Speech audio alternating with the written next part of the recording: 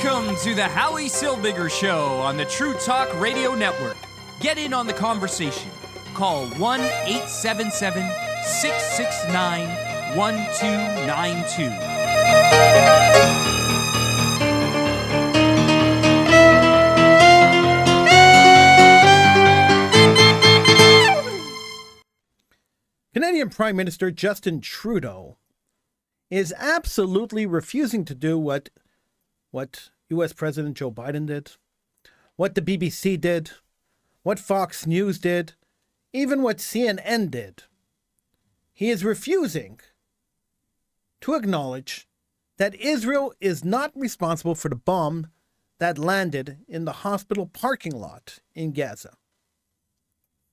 Prime Minister Trudeau said on Thursday, he said today, that Canadian officials are still reviewing evidence about the Gaza hospital blast that killed and maimed many Palestinians. And he's not prepared to say who's responsible. Now, President Joe Biden and American National Security Services have said that that Hamas is responsible. That it was a misfired rocket from Islamic Jihad. Trudeau said, "We are working closely with allies to determine exactly what happened." The Israeli military said a misfired rocket by Palestinian militants was behind the explosion. And I don't know why this article says militants. They were definitely terrorists. Hamas blamed the airstrike on Israel. Hamas blamed the airstrike on Israel. And because Hamas blamed the airstrike on Israel, suddenly it's Israel's fault. The terror organization that just committed a genocidal attack, the Nazi terror organization that just committed a genocidal attack against the Israelis, are now dictating the narrative of what's going on in Gaza. Now, you tell me, does that make any sense to you? It doesn't make any sense to me. Does it make any sense to you? It seems nonsensical to me that a country that was attacked has to prove over and over and over again that they were attacked and that people were killed and that babies were murdered. But when a bomb lands in a hospital, while rockets are being launched from blocks away, into civilians, by the way, then the country that's the victim is not believed. Believe the terror group? Believe the Nazis? It's embarrassing. It is embarrassing that the Liberal Party of Canada still has this man as their leader. It is embarrassing that there are still Jewish MPs who claim to be Israel supporters that are still members of his party. It is embarrassing that the Canadian people haven't risen up and demanded his immediate removal. It is embarrassing that there are still Jews out there. There are still Jews living in Canada who insist that the Liberal Party is the only party you could vote for during any election. The Liberal Party has proven over and over and over again, consistently, that not only are they corrupt, not only is this Prime Minister corrupt, but they're anti-democratic. And now, apparently, they believe Hamas over Israel, a Nazi terror organization. Now, let me be clear. The BBC has an independent media organization. It's totally independent of the BBC.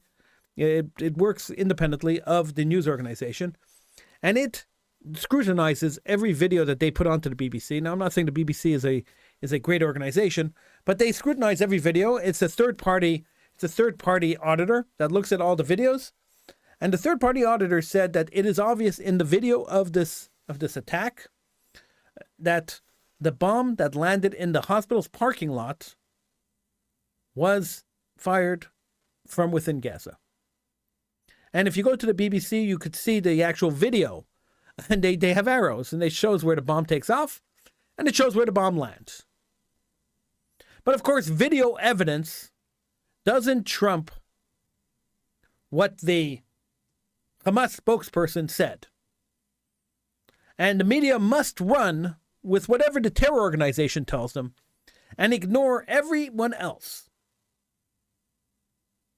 And our prime minister must go against almost the entire world, who has admitted that this attack was not perpetrated by Israel, and must still say Canada doesn't believe that Israel could be so innocent. Israel always has to be the guilty one, even when they're the victims. I see many people protesting Israel for bombing Gaza, killing innocent civilians. They're yelling genocide, ethnic cleansing, I've heard. But not one of these people, not even one, has bothered to complain for over 17 years of bombs being launched by Gaza into Israeli civilian populations with the sole intention of murdering Israelis. Rockets fired into Sderot and all the southern towns near Gaza, continuously and perpetually, till today. And not a word from these so-called peace activists, the one who are so worried about the residents of Gaza. Not a word from them, as rockets are fired into residential areas. Residential areas, by the way, that are not housing military institutions or installations under their houses, under their hospitals, and under their schools. Into residential areas where residents are living with the prayer of peace. But not a word from these so-called human rights activists. Not a word. Since 2006, bombs have been launched into the homes, streets, schools, and hospitals of innocent Israelis. Rockets launched from Gaza. Since 2006, tens of thousands of them. Hundreds of thousands of them. And not a peep from these so-called human rights activists. Not a peep. And now that Israel is defending themselves from a genocidal attack, a genocidal Nazi organization which has vowed in their charter to kill every Jew who lives anywhere in the world, who has vowed in their charter to destroy Israel, who has vowed in their charter to kill anybody who stands up against them. And Israel's defending themselves from this, finally, standing up and defending themselves. And the media and the Canadian government takes the word of the genocidal terrorists over the word of Israel. It's disgraceful. It's an embarrassment to Canada. It's an embarrassment to humanity. For the last couple of weeks, Hamas propagandists, Hamas apologists, Hamas supporters have been demanding to see proof that babies were murdered, that 40 babies were decapitated. Demanding to see proof. We're not going to believe it. A week, 2 weeks already, of people saying it's misinformation, Israel made it up. 2 weeks of people demanding to see evidence of murdered babies. Then a rocket lands in the hospital parking lot, and within 15 minutes, the entire world is condemning Israel? Even though Israel didn't launch the rocket, it's obvious. If you watch the video, go to the BBC, watch the video. It's obvious. Unfortunately, I can't show you the video here because of the strict copyright rules of YouTube and Facebook. If I put the video up here, they're going to pull the whole show off. They're going to pull this episode off their network, so I can't do it. But if you go to the BBC and you look at the video, it is obvious, absolutely obvious, that the rocket that landed in that hospital parking lot came from Gaza, was fired towards Israel, and went off on the wrong way.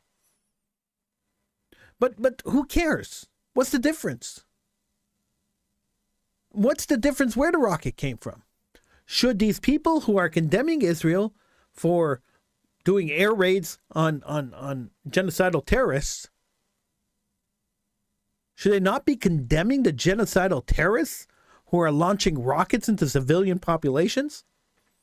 Should the Canadian government not be condemning the terrorists that are launching rockets into civilian populations? Shouldn't they have been condemning them and doing something to stop them over the last, almost 20 years? There's been absolute silence as rockets have been slamming down into southern Israeli towns. Absolute silence about a whole generation of children who grew up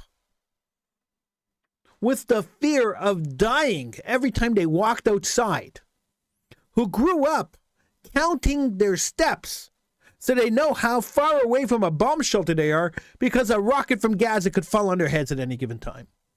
The most telling thing in this whole drama that started a couple of weeks ago with the genocidal murder of over 200 people from a Nazi Arab terror group. The saddest statement that I've heard so far was a woman who was living in one of these towns that these Nazi Arabs attacked, who said, look, we ran to the bomb shelter because we knew there was a danger, and we figured it was just another bomb coming from Gaza. I mean, we've lived with this so long, it was just another bomb. What? We've lived with this so long, it's just another bomb coming from Gaza? Just another rocket? What kind of people have to live under those conditions? Why do people have to live under those conditions? And why don't, where were the human rights activists? The people who care about lives, care about women and children, care about innocent people. Where were those people? Since 2006, where were those people condemning Hamas rockets flying into Israel? I'll tell you why they haven't condemned them. I'll tell you why they don't care. Because they're slamming into Jewish houses. They're slamming into Jewish towns. That's why they don't care.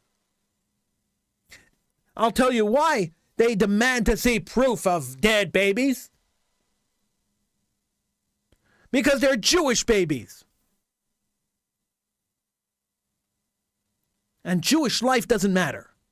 If this were American babies that were massacred and slaughtered in their beds and in their cribs by a terror Nazi genocidal organization, they were American babies, nobody would be demanding to see proof. Everybody would say, oh my God, we can't even look at this. We don't want to see this. Who wants to see dead babies? What kind of sick, unbelievably sick, I can't even come up with another word, disgusting people are demanding to see pictures of dead babies, of babies decapitated. Who wants to see that? Why do you want to see that? Because the world gets off on seeing pictures of dead Jews. The world gets off on seeing videos of Jews being slaughtered. That's why they want to see them. The Israeli spokespeople keep saying the same thing. They keep saying, we didn't even show you the tough stuff. The stuff you saw was the tame stuff. We didn't even show you the hard stuff. If the stuff that we saw was the mild stuff, I can't even imagine. There's no sense of imagination. I don't have the skill to imagine how horrific the bad stuff is. And we take the genocidal, terroristic organization's word at face value. The Canadian government takes it at face value. Hamas said 300 people were killed. Canadian government condemns Israel for killing 300 people. We even listen and publicize and magnify the claims of a genocidal terroristic organization. And this is the government of Canada. But we shouldn't be surprised. We shouldn't be surprised after seeing what Prime Minister Justin Trudeau did to people standing up against his COVID policies. We shouldn't be surprised after seeing the Prime Minister, rip children away from their parents, rip dogs and cats away from their parents, take the livelihoods of Canadians who are protesting policy, throw them into jail, freeze their bank accounts, destroy their businesses, destroy their homes, euthanize their pets. Mr. Trudeau is a cruel, calculated dictator. Canada is moving more and more towards a dictatorship than a democracy. We have to be vigilant about this stuff. We have to understand where our government is going. We have to understand where we stand right now, and this is where we stand right now. The Prime Minister of Canada, the official spokesperson for the country, is refusing to acknowledge the fact that Israel did not launch a missile into a hospital. Because there's no way that the Jews could be innocent in Mr. Trudeau's mind. And yet, I know that there will be Jews who will tell me, but Howie, you know, my MP, my Jewish MP is such a good MP. I have to vote for him. You know, it's not fair to punish the MP because we have a bad Prime Minister. No, it's fair to punish the MP because he stays in a party with a Prime Minister that is a dictator. It's fair to punish an MP who decides that a party that's going to continuously condemn Israel is a party he wants to stay in. For me, that's enough not to vote for somebody. For me, that's enough to vote for the other guy. Regardless of how repugnant I find the other people, it's enough for me to leave, to not vote for this party. Not that I ever did, but if I ever did, I mean, that would have been the last time, really. Regardless of who the MP running is. Sure, there are a lot of MPs who work very hard for their constituents. And sure, a lot of MPs are in the wrong party. The Prime Minister said Canada is taking the necessary time to look carefully at everything before saying what it believes transpired on Tuesday at the Anglican church-run facility in Gaza City. Now, during a wartime visit to Israel on Wednesday, President Joe Biden said that the U.S. Defense Department showed him intelligence that suggests the explosion at the Ali Arab hospital was likely not caused by an Israeli airstrike. The President of the United States said, "Based on what I've seen, it appears as though it was done by the other team, not you." He said that to Prime Minister Benjamin Netanyahu. A White House National Security Council spokesman later said that an analysis of overhead imagery, intercepts, and open source information shows that Israel was not behind the attack. The Democratic and Republican leadership of the U.S. Senate Intelligence Committee issued a statement after reviewing evidence that's been gathering so far. The quote is, "We feel confident that the explosion was the result of a failed rocket launched by militant terrorists and not by the result of an Israeli airstrike." Conservative MP Michael Chong, the party's foreign affairs critic, said in question period that he wanted to give the government the opportunity to correct and clarify the record on who is responsible for the deadly blast. He said Canada's closest intelligence allies have already clarified the record. Those allies don't include the United Kingdom's British Prime Minister Rishi Sunak, said Wednesday that he would not rush to judgment about capability. He also said the UK, a Five Eyes intelligence partner, is working at a pace and collaborating with allies in this issue, and we look to get to the bottom of the situation. Will the government clearly state that the Israel Defense Force and the State of Israel were not responsible for the explosion at the hospital in Gaza on Tuesday, Chong asked. What happened in Gaza is absolutely devastating. Palestinian civilians, Israeli civilians are equal and must be protected, Foreign Affairs Minister Melanie Joly said. Joly pointed to Trudeau's earlier statement that Canada isn't ready to definitively say who caused the explosion. You heard the Prime Minister earlier today, Canada and its allies are working to determine exactly what happened, and Canadians deserve answers, she said. At a later press conference about Canadian diplomats leaving India, Joly was pressed again to explain why Canada isn't willing yet to accept U.S. and Israeli statements assigning the blame to the hospital blast. The Prime Minister has already answered, Joly said. She bristled at repeated questions about the situation. I said it in the House, I'll say it in French, and I'll say it again. Whatever happened in Gaza is completely devastating. There have been numerous conversations. Canada's contact with all its allies on the issues. We'll make sure to know exactly what happened, she said. Anglican church officials has said an untold number of Palestinian refugees were camped out in the hospital courtyard when the explosion hit Tuesday. Images gathered by BBC News, the Associated Press, and Reuters show that the hospital is still standing after the blast, but there are blown-out windows, a small crater in the pavement near the site, and burned-out vehicles and overturned cars nearby. So the bomb, the missile, actually landed in the parking lot and didn't really damage the hospital. So the hospital wasn't bombed. And the crater was a small crater. The missiles that Israel sends take down apartment buildings. I don't think if it landed in a parking lot, it would be so small. 1-877-669-1292 is the number to get in on the conversation. If you want to call and talk to me, you could call in 1-877-669-1292. This is the Howie Silbiger Show right here on the True Talk Radio Network. 1-877-669-1292 is the number to call. I get worked up a little bit when I talk about the Prime Minister of Canada and his continuous embarrassing move, his continuous embarrassment. He's a walking embarrassment to the country. And I get really worked up when I talk about Jews who blindly support this man, even though he has firmly stood against Jewish causes, firmly stood against what Jews stand for. It is extremely disturbing to me, that there are still Jews who will stand and support them. But I guess they're apologists to everything. I don't know. I wasn't around during Nazism, but I'm sure there were some Jews who were saying, "Hey, wait a second, it's not that bad. I mean, come on, come on, you're overreacting." I'm sure there were Jews there who said that too.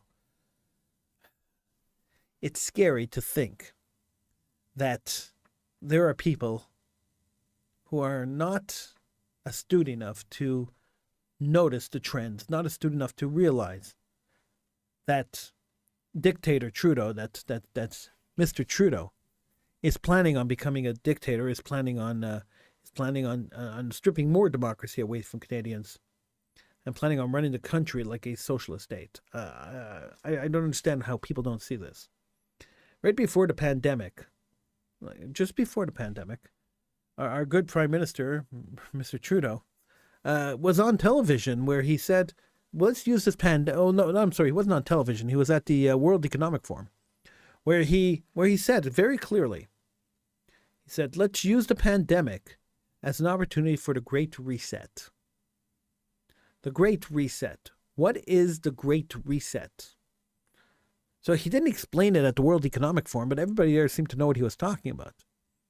The Great Reset is essentially resetting society to conform with the leftist woke views of the people running certain countries.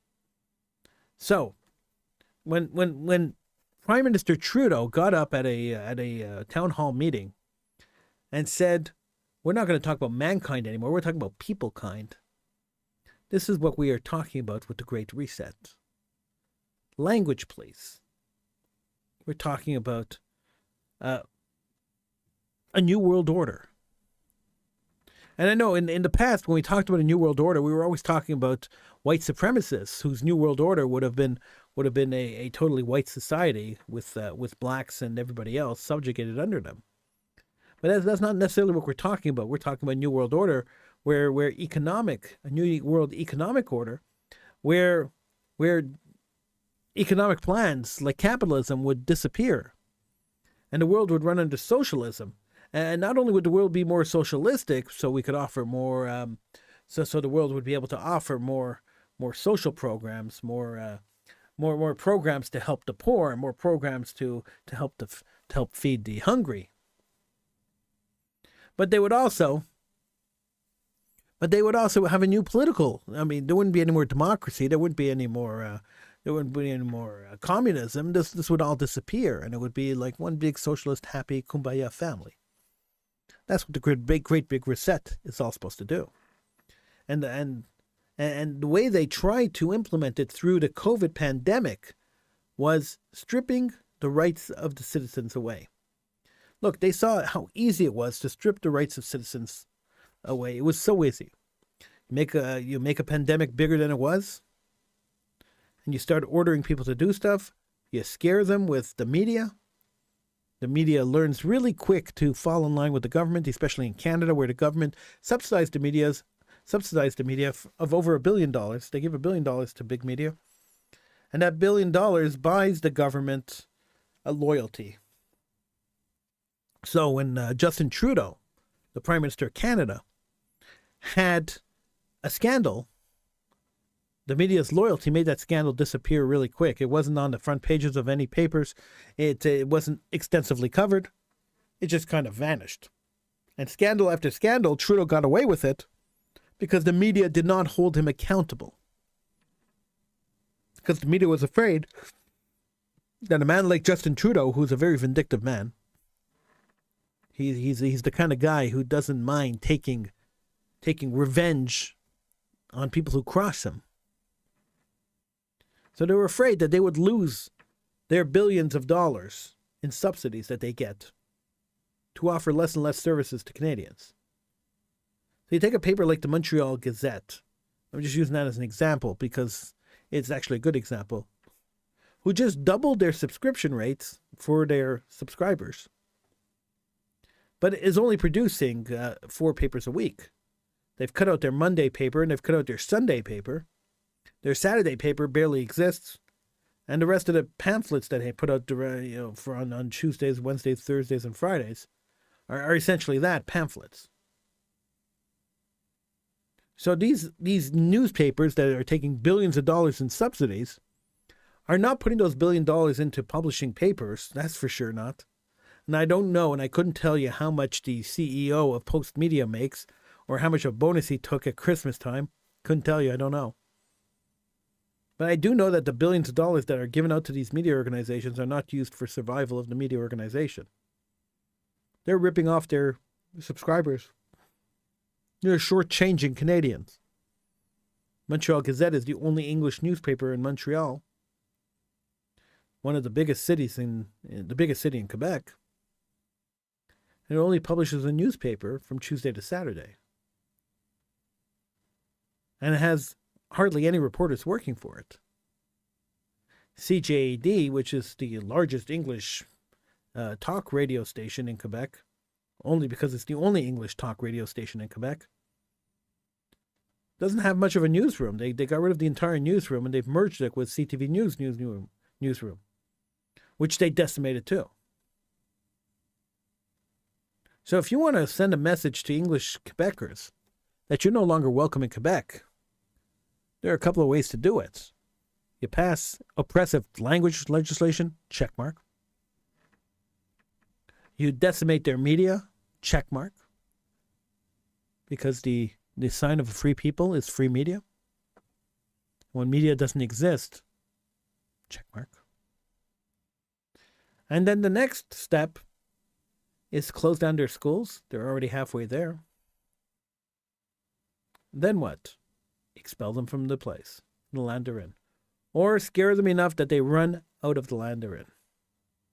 That's it. That's what you got to do. Do you want this place free of English speakers? You're almost there. Quebec is almost there. And the Canadian government could have stopped this at any time. The Canadian government could have interfered and disallowed any of the laws that Quebec passed.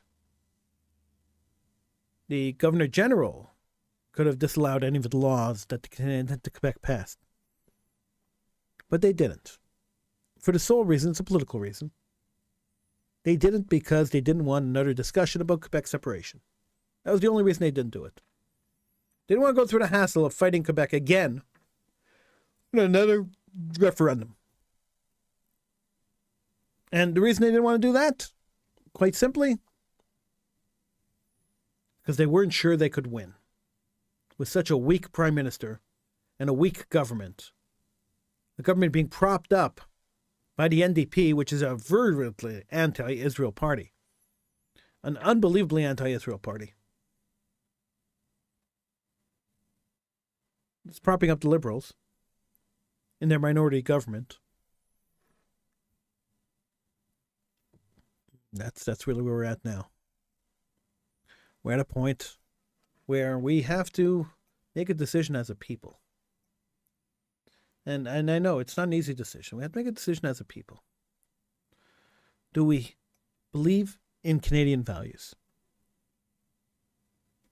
Do we want Canada to evolve into a more socialistic, imperialistic state? Do we want a dictator running our country? Or do we want to stand with world values? Do we want to stand with Judeo-Christian values? Do we want our country to be amongst the best in the world? If the answer is number 2, we got the wrong government in power. I'm Howie Silbiger. This is the Howie Silbiger Show. Thank you so much for joining me. I'll see you again next time, right here on the True Talk Radio Network. And don't forget, download the True Talk Radio Network app. You can download it on any of the app stores for Apple or for Android. The True Talk Radio Network app, where we have 24 hours a day, 7 days a week. We have a station running 24 hours a day, 7 days a week. Lots of great stuff on that station, truetalkradio.com. Have a great one.